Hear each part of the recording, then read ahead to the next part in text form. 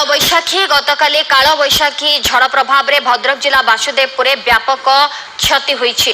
Basudevpur block और पौरपालिकार विभिन्न स्थान में घर भांगा सहित गछ उपुड़ी रास्ता अवरोध होईछि। एसत विद्युत खुंट उपुड़ी जिबारु विद्युत जोगाण बाधाप्राप्त होईछि।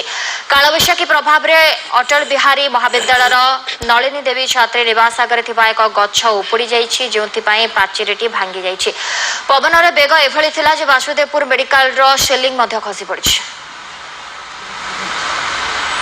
काली तीन खंड काल बैशाखी पूरा पवन आसिक पहुँचला मैंने घर घर सब भांगी हुई जाइए गछपत्र पूरा गड़ी गड़ी पकई प्रशासन देखा ना काल बैशाखी आगुरी आसे मुझे शुणी किंतु ये जे काल बैशाखी कल मैं आखिर देखी ये आइला हठात कि 15 मिनट भितर सब धली सात कर देगला मो घरटा भांगी आणिक रास्ता पर पकईदेला।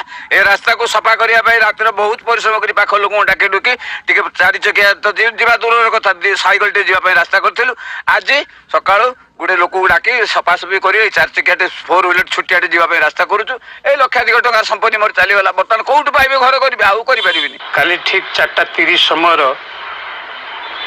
जो काल बैशाखी एत जोर विभीषिका रूप नेला बड़ बड़ गछ आ पाखर जो बाउंड्री की पूरा गढ़ी की प्राय प्राय 200 फुट बाउंड्री भांगी गड़े देजी। पवन तो बहुत असंभव पवन जे कि मेडिसिन नवा मुझे लाइन थे 7-8 जन से भी मेडिसिन ने कौन सब पूरा पवन एपट सेपट हो मुझे देदेली सब तापर एगुरा सब उड़ी सब छिनछत्र पड़ा।